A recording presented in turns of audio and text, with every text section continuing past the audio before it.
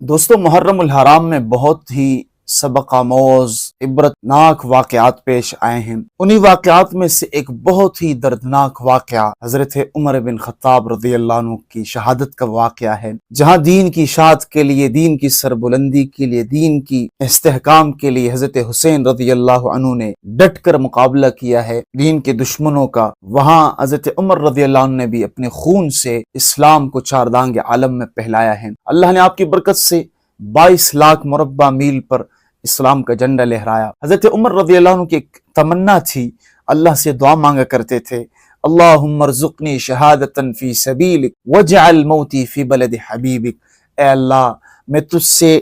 تیرے راستے کی شہادت کی موت مانگتا ہوں، اور اے اللہ میں تجھ سے تیرے نبی کی شہر کی موت مانگتا ہوں۔ دعا دل سے نکلی تھی تو اللہ نے اپنی بارگاہ میں قبول فرمائی، اور اس کا ظہور یہ ہوا کہ ایک بدبخت شخص تھا جن کا نام کتابوں میں ابو لولو فیروز لکھا ہے، جو حضرت مغیرہ بن شعبہ رضی اللہ عنہ کا غلام تھا۔ تو یہ حضرت عمر رضی اللہ عنہ کی فتوحات سنتا تھا تو دل میں کرتا تھا، وہ چکیاں بنانے کا بڑا ماہر تھا۔ تو حضرت عمر رضی اللہ عنہ نے جب ایرانی فتوحات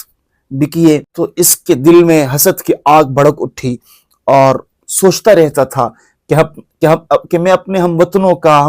ہم مسلک لوگوں کا انتقام حضرت عمر سے کیسے لوں۔ تو اسی بارے میں وہ تدبیریں بناتا تھا، سوچتا رہتا تھا، اور ایک دن اس نے زہر میں بوجھا ہوا ایک خنجر اٹھایا۔ حضرت عمر رضی اللہ عنہ نماز فجر کے لیے تشریف لائے، اور نماز فجر آپ نے پڑھانی شروع کر دی تو اس بدبخت اور کمینے شخص نے حضرت عمر رضی اللہ عنہ پر اس زہر آلود خنجر سے پے در پہ وار کیے، اور آپ نیچے گرے،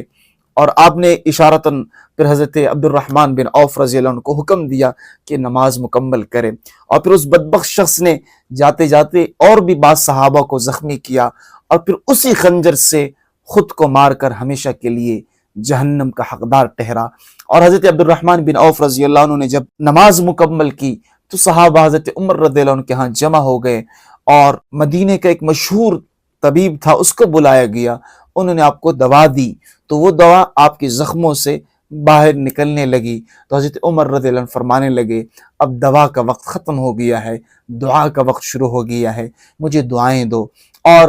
پوچھا کہ میرا قاتل کون ہے، تو آپ کو بتایا گیا کہ وہ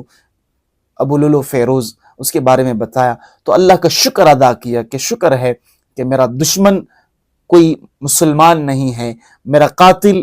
مسلمان نہیں ہے، میرے خون سے کسی مسلمان کا ہاتھ رنگین نہیں ہوا، اس پر خدا کا شکر ادا کیا۔ حضرت عبداللہ بن عمر، حضرت عمر کے بیٹے ہیں، ان کے گود میں حضرت عمر کا سر تھا، تو فرمانے لگے، اے عبداللہ میرے سر کو زمین پر رکھ دو تاکہ اللہ میرے حال پر رحم فرمائے اور اللہ مجھے معاف فرمائے۔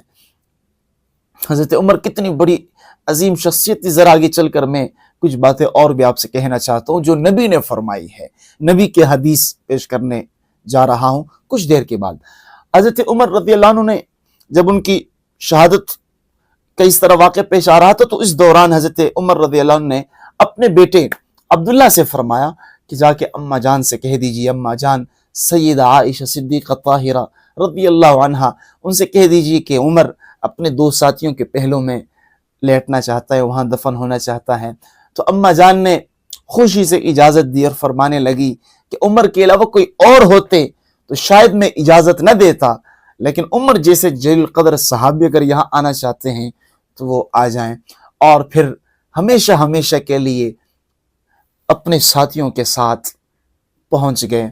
نبی علیہ الصلوۃ والسلام کے ہاں دفن ہو گئے۔ اور کتنے خوش قسمت ہے حضرت عمر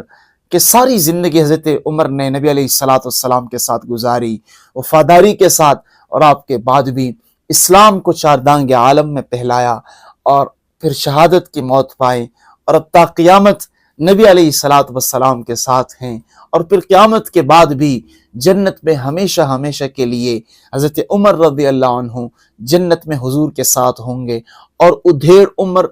کے جو لوگ ہیں، انبیاء کے علاوہ جتنے لوگ ایمان کے حالت میں گئے ہوں گے، نبی علیہ السلام نے فرمایا کہ ابو بکر اور عمر ان کے سردار ہوں گے جنت میں۔ نوجوانوں کے سردار تو حسن اور حسین ہے، لیکن ادھیڑ عمر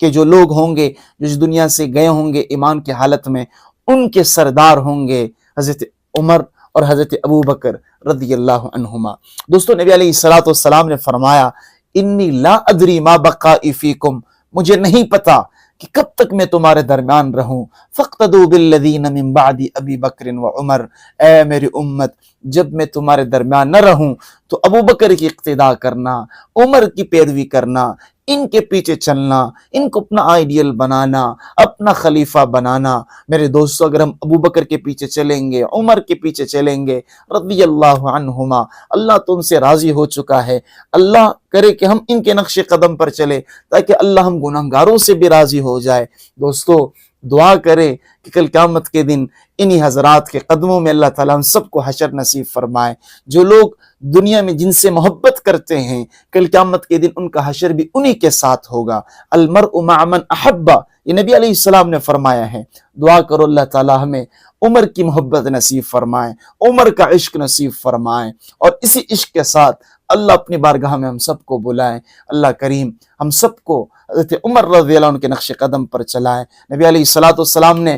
ایک حدیث میں ایک عجیب بات ارشاد فرمائے، آخری حدیث سے بات ختم کرتا ہوں۔ پیارے نبی صلی اللہ علیہ وسلم نے فرمایا ما من نبی الا ولہ وزیران من اہل السماء ووزیران من اہل الارض، ہر نبی کے دو وزیر ہوتے ہیں آسمان والوں میں سے، یعنی فرشتوں میں سے، اور دو وزیر ہوتے ہیں زمین والوں میں سے۔ فاما وزیرائے من اہل السماء فجبریل و میکائیل، آسمان والوں میں میرے دو وزیر آسمان والوں میں میرے دو وزیر جبریل اور میکائیل ہے۔ وَأَمَّا وَزِيرَائِ مِنْ أَهْلِ الْأَرْضِ فَأَبُو بَكْرٍ وَعُمَرٍ، زمین والوں میں میرے دو وزیر حضرت ابو بکر ہے اور حضرت عمر ہے۔ نبی علیہ الصلوۃ والسلام کو حضرت عمر پر بہت زیادہ اعتماد تھا، ابو بکر پر بہت زیادہ اعتماد تھا، ہر اہم کام میں ابو بکر عمر سے مشورہ فرماتے۔ اللہ کریم انہی حضرات کے نقش قدم پر ہم سب کو چلائیں، ان کے نقش قدم پر چلیں گے اللہ کی رضا ملے گی، جنت پکی ہے۔ ان کی نافرمانی کریں گے اللہ بچائے ان کا بوجھ سینے میں ہوگا، جہنم کے سوا کوئی ٹھکانہ نہ ہوگا۔ یہ بات آج ہم اپنے دل و دماغ میں بٹھا لے، کہیں ایسا نہ ہو کہ کل پھر پچھتاوا ہو قیامت کے دن، تو اس دن پچھتاوا اور رونا تڑپنا اس کا کوئی فائدہ نہ ہوگا۔ اللہ دنیا میں ہمیں عقل سلیم عطا فرمائے۔